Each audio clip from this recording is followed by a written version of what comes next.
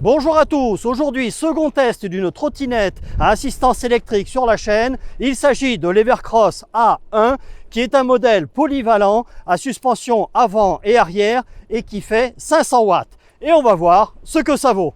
Allez go, c'est parti! Donc, seconde vidéo sur cette trottinette Evercross A1 qui m'a été offerte par la marque en échange d'une vidéo sur laquelle ils n'ont ni droit de regard ni de censure. Si vous êtes intéressé par ce produit ou un autre chez eux, les liens et codes de réduction sont dans le descriptif. Ils ont des vélos et trottes de ville très sympas et après les problèmes rencontrés sur cette trotte dont j'ai déjà et dont nous allons reparler, je dois dire qu'ils ont été à la fois très réactifs et efficients. Après, ce n'est que la seconde que je teste et la première était tellement top que ça mettait la barre très haut pour celle-là.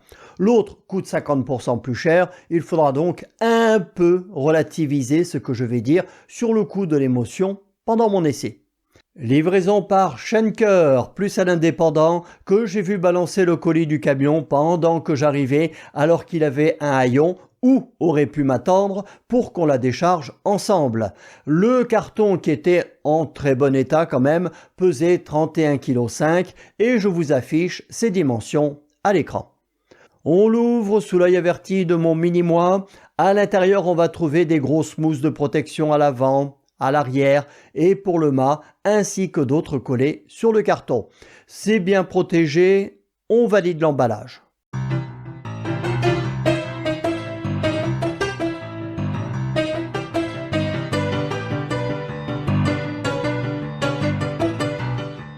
Le montage, très rapide, tu as juste 6 vis à laine à mettre en place pour fixer la potence sur le mât.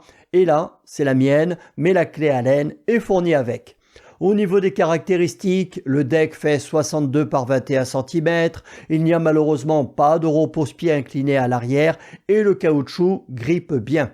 Le mât n'est pas réglable en hauteur, pour moi qui mesure 1,73 m, il est à la bonne hauteur. On a une fourche télescopique et un tambour à l'avant, un amortisseur réglable en compression et un frein à disque à câble simple piston à l'arrière. Les pneus sont des 10 pouces pleins, donc vous ne crèverez pas, mais on va le voir plus tard. Au niveau du confort, c'est pas top. Pas top du tout. Je n'ai pas tellement aimé le freinage non plus, je le trouve trop brutal, même si avec l'habitude, on arrive quand même à le doser. Mais si on est surpris sous la pluie et freine un peu fort, c'est gabelle assurée. Les garde-boue enveloppent bien, les clignotants aux 4 angles du deck sont bien visibles et le cadre est costaud.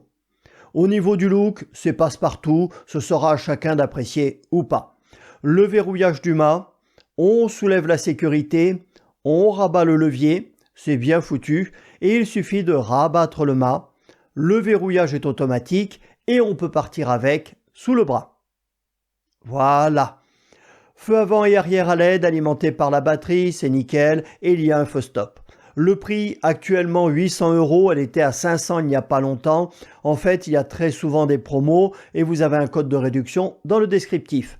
Le moteur brushless fait 500 watts, la batterie est une 48 volts 14 ampères-heure, elle supporte 120 kg maxi et a une autonomie annoncée de 50 km, ce qui me paraît cohérent compte tenu de la batterie. Elle pèse 27 kg, a un aspect assez solide et certains semblent y être arrivés, moi non, et l'usine me dit que ce n'est pas possible, donc on va partir du principe qu'elle n'est pas débridable. Vite fait, on survole le display et le commodo. Alors le commodo, c'est n'importe quoi, car tu as 2 boutons pour les clignotants et un bouton unique pour tout le reste. Donc tu as 3 niveaux d'assistance et si tu veux aller du 2 au 1, il faut passer par le 3 et le 0, donc appuyer 3 fois sur le bouton et avec les gants, premièrement ça ne fonctionne pas très bien et ensuite comme le bouton est au milieu des 2 autres, souvent tu appuies sur le clignotant sans le vouloir. Le commodo est à revoir absolument, il est nul. Le display qui n'est pas très lisible en plein soleil, tu as la vitesse, la distance, le niveau d'assistance, les voyants pour les phares ou d'autres fonctions et le pourcentage précis de batterie restant, ça c'est bien. Allez, on va l'essayer. Alors déjà c'est casse-pied pour changer les vitesses. Allez, ça commence à me casser les pieds. Alors, on va commencer par la position. On a un deck qui est assez large et assez long. On est bien positionné dessus. Le recul par rapport au cintre, il est pas mal, je trouve. La largeur du cintre est bonne. Ensuite, au niveau des commandes, eh bien, hop, stop, on va s'arrêter, voilà. Au niveau des commandes, on a un accélérateur au pouce. J'aime bien, il est précis. On arrive à bien le doser. C'est agréable à utiliser. Les freins, je les trouve très brutaux. On a un frein à tambour à l'avant et un disque à l'arrière. On arrive sur notre petit pont. Il faudra que je vous montre la rivière qui coule en contrebas. Enfin, la rivière, le petit ruisseau, on va dire, hein. Au niveau des suspensions, alors là, par contre, je suis assez déçu par rapport à celles que j'ai essayées il y a quelques jours. On a des suspensions qui tapent quand même pas mal, qui ne sont pas très confortables. Au niveau de la motricité, lorsque j'accélère et que je suis sur un terrain un peu meuble, eh bien ça a tendance à patiner assez facilement. Voilà, donc un bilan un petit peu mitigé à ce niveau-là. Ensuite, eh bien, je me sens en sécurité sur cette trottinette, elle va bien. Pour le pied arrière, c'est pas très confortable si vous voulez le poser sur le plan incliné qui sert à verrouiller le mât. Ça vous rentre dans le talon, c'est pas terrible. Et au niveau du pied avant, bon, on est bien. Alors je vais plutôt essayer de poser mon pied arrière, voilà, sur le deck. Ça fait une position que je trouve un petit peu moins naturelle, mais bon, voilà. Là, je passe dans des trous, sur des petites brosses. Bon, je ressens un petit peu tout, hein. Au niveau du confort, voilà, c'est vraiment pas terrible au niveau du confort, hein. Là, je suis sur une partie de la route qui fait un peu tôle ondulée. Alors, je ressens absolument tout dans les pieds. Je ressens toutes les vibrations. Honnêtement, au niveau du confort, c'est vraiment pas terrible, mais alors pas terrible du tout. Là, on arrive à la petite côte que l'on prend d'habitude. Voilà, on est à 24 km/h. Allez, hop, je prends un peu d'élan. On l'aborde, on est à fond, donc on est à 20. On l'aborde à 20 km/h. Allez, on descend, on est à 17. Je vous rappelle qu'elle fait 500 watts et qu'elle est en mode bridé, donc 25 km/h. Et ma batterie est chargée à 80%. Voilà, je me recule un petit peu sur le board. Oula, ça peine, hein, ça peine. On est à 14 km/h. Avec l'autre que j'ai essayé cette semaine, j'étais plutôt à 19-20. Là, on est à 15, ça remonte un petit peu. On arrive à 16, 17. Ah, j'ai dû la vexer. Elle s'est dit, il faut que j'accélère. Je ne veux pas être ridicule. Donc, voilà. On va passer, là, il y a des trous et des bosses. Ah au niveau du confort, honnêtement, c'est pas terrible. On ressent absolument tout. Hop, la vitesse diminue. On est à 11 km/h, 9, 8. Alors, sur le papier, elles ont toutes les deux la même puissance, mais sur le terrain, pas du tout, hein. À moins que celle-ci ait un couple très faible. Je vous le mettrai à l'écran si je le trouve. Je vous rappelle que l'autre avait 42 Nm. Là, je ne sais pas combien elle a, celle-là, mais ça peine, hein, pour monter, hein. Là, on est à 12, 10, 11. Voilà, on arrive en haut de la côte. Elle est bien contente. Voilà, là, on va faire demi-tour. Alors, je la trouve assez maniable, hein, pour faire des demi-tours, tout ça. Elle est agréable. Donc, pour un usage en ville, je pense que c'est une trottinette qui est agréable, à condition qu'on ne soit pas sur un mauvais terrain. Alors, là, on est dans la descente. Alors, je ne sais pas à combien je suis, parce que je ne vois plus du tout le tableau de bord. Qu'est-ce qui se passe? Elle est en panne? Bon, on dirait qu'elle est tombée en panne en direct, hein. J'essaye de la rallumer. Elle s'est peut-être mise en sécurité parce qu'elle a trop chauffé dans la côte. Eh bien, si elle chauffe aussi facilement que ça, vous me passerez l'expression, hein, mais dans ce cas-là, c'est une grosse merde. Alors, elle se rallume ou elle ne se rallume pas? Alors, la trotte est toujours en panne. J'essaye de la rallumer. Elle ne se rallume pas. Ça alors, ça alors, c'est bête, hein? C'est bête, hein? Elle est en panne, la trotte. Bon, je crois que la trotte est en panne. Je vais la laisser refroidir, voir si elle redémarre. Sinon, j'en suis quitte pour prendre le maximum d'élan dans la descente et puis ensuite me taper 1,5 km ou 2 km à pied pour rejoindre la voiture. Belle surprise. Merci Evercross.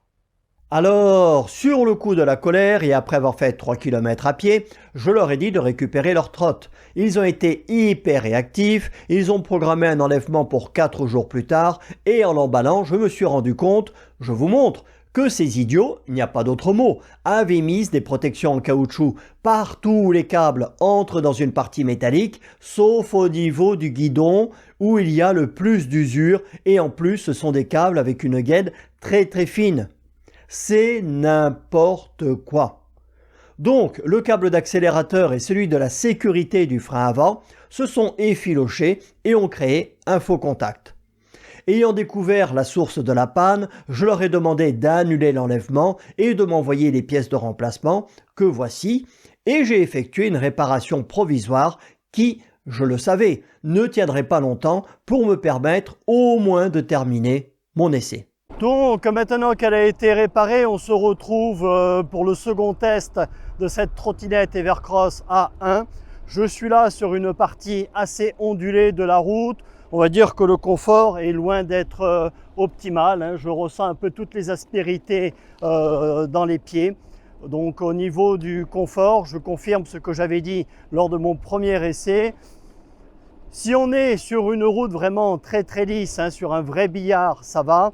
Mais si on est sur une route qui est en état moyen ou mauvais, moi je trouve que le confort n'est pas bon du tout. Au niveau du freinage, je vais faire attention parce qu'elle est assez violente. Pour tout vous dire, je ne me sens pas tellement en confiance sur cette trottinette. Allez, petite aspérité. On va aller à l'endroit où je fais un petit peu de tout-terrain d'habitude.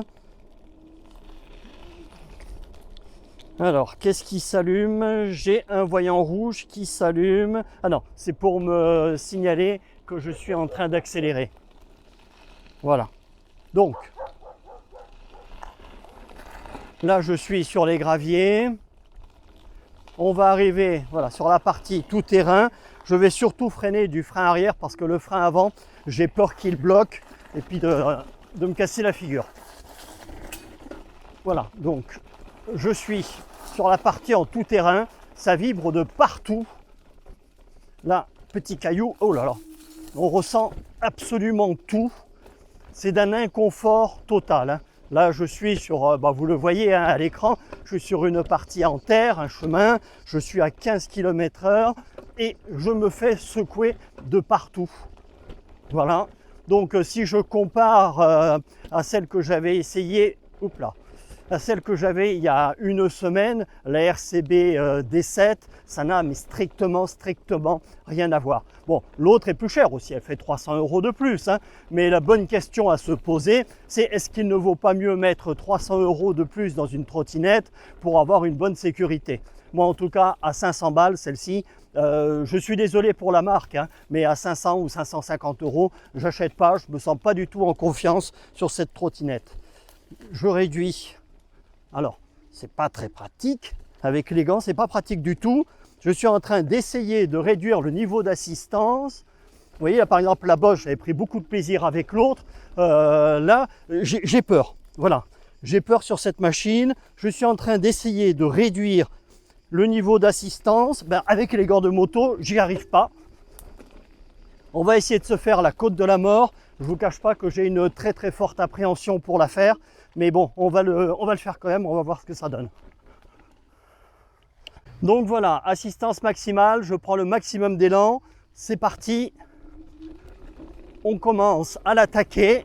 Je vais la prendre sur la gauche comme la dernière fois.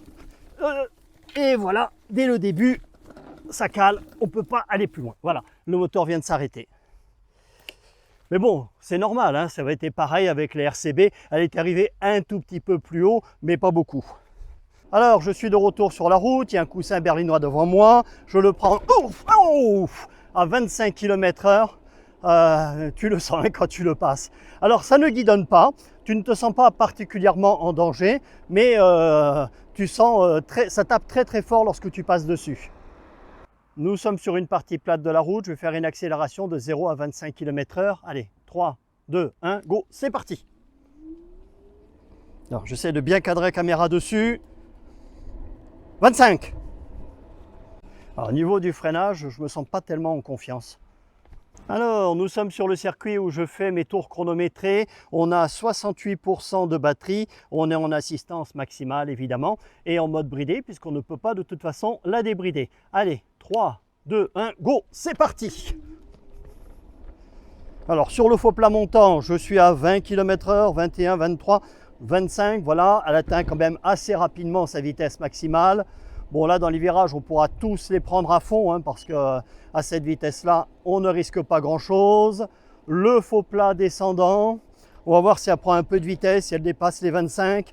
Non, elle reste bloquée à 25 et on sent qu'elle régule dès qu'elle y est. Il y a toujours ce bip, je ne sais pas à quoi ça correspond. Second virage, voilà, là on est sur le plat, sur la ligne droite opposée. On va arriver dans le dernier virage, on est toujours à 25. On est à 66% de batterie. Allez, le dernier virage, on est dans un faux plat montant. On a un petit peu de vent de face. 25 km/h, elle s'y maintient. Attention, on arrive au poteau. Top chrono. Bon, on va pas avoir fait un chrono délirant, hein. Alors, j'ai le régulateur de vitesse qui s'est enclenché, puisqu'il s'enclenche au bout de, je crois, 5 ou 6 secondes à vitesse continue. C'est pas désagréable ce régulateur de vitesse, ça te permet de moins te, entre parenthèses, crisper sur la gâchette d'accélération. Voilà. Et si je veux le désactiver, là je vais le faire, je freine, voilà, ça y est, il s'est désactivé.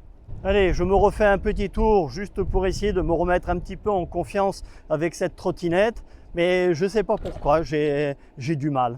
Voilà, là je passe dans les trous, ça tape, c'est vraiment très inconfortable. Ah, j'ai même la caméra qui s'est déréglée. J'ose même pas la re-régler parce que j'ai pas envie de lâcher le guidon. Alors on va essayer. Voilà, j'ai remis la caméra sur moi. En ville ou sur une route très lisse, elle n'est pas désagréable à utiliser, hein. C'est pas une mauvaise trottinette, mais je pense qu'il vaut me mettre 200 ou 300 € de plus et puis avoir un modèle de meilleure qualité, tout simplement.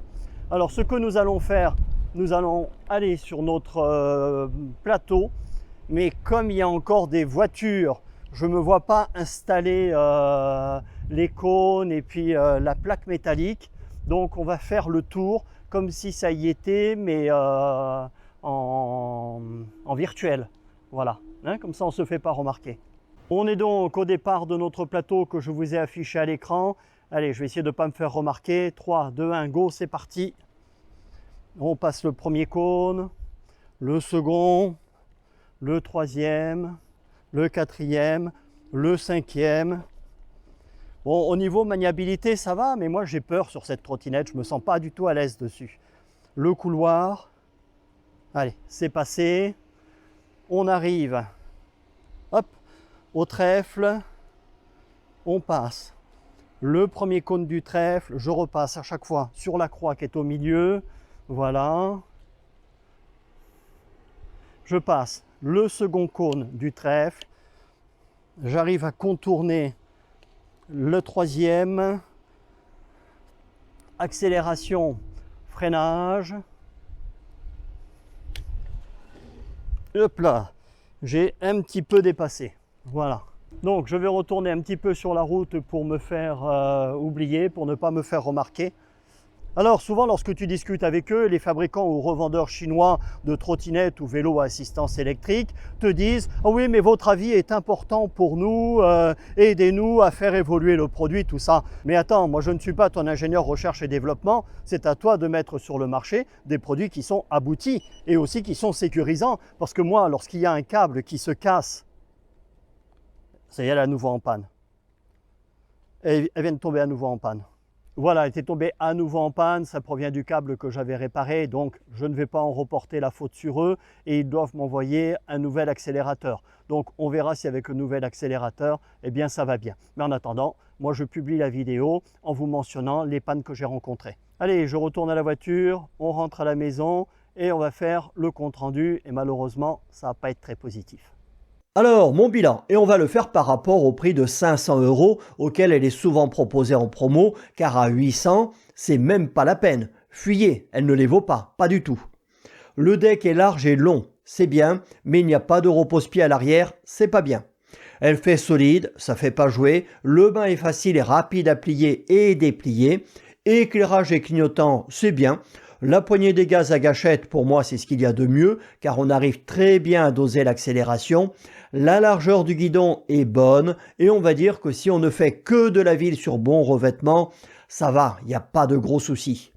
Les problèmes, déjà cette mauvaise conception pour le passage des câbles dans le guidon. Le commodo, c'est une véritable honte. Les freins, je pense qu'avec l'habitude, on doit arriver à bien les doser. Par rapport à la RCB D7 Pro que j'avais essayé il y a quelques semaines, et alors qu'elles ont la même puissance, celle-là avance moins vite dans les côtes. Ensuite, le confort, je pense que c'est en bonne partie dû au pneu plein, mais aussi à la fourche, parce qu'un cantilever c'est beaucoup mieux. On ressent absolument toutes les aspérités de la route et le deck vibre dès qu'on est sur une route en mauvais état. Le confort est très mauvais. Allez, le classement. Le look, je l'ai trouvé banal, 5 abeilles. Freinage confort, le freinage on a dit qu'on pouvait s'y adapter, le confort lui est très mauvais, 4 abeilles. Puissance, assistance, autonomie, on va dire que c'est conforme à ce qui est annoncé, 8 abeilles. Finition, robustesse, équipement. Robustesse, il n'y a rien à redire. Finition, on va lourdement sanctionner l'absence de protection au niveau des câbles qui entrent dans le guidon. Et équipement, c'est très bien mis à part le commodo. Mais ces deux gros défauts, ces deux énormes défauts sont impardonnables. 4 abeilles. Usage, sur bonne route, ça ira, sauf le commodo. Ailleurs, c'est pas terrible. 3 abeilles. Rapport qualité-prix, en partant sur le prix de 500 €, on va dire 5 abeilles, ce qui nous fait un total de 29 sur 60. Elle obtient le label 2 abeilles. Elle aurait peut-être mérité 2,5 voire 3, mais bon, voilà. Ils n'ont qu'à mieux tester leurs produits avant de les mettre sur le marché. Est-ce que je recommande l'achat de cette trottinette? Vous vous en doutez? Non, non, non. Je pense que pour le même prix, on peut trouver beaucoup mieux. Voilà, je pense qu'ils ne vont pas aimer ma vidéo. Ce sera donc très certainement la dernière fois que vous verrez un produit Evercross sur la chaîne. Et c'est bien dommage, car ils ont des vélos quand même très sympathiques. Salut à tous.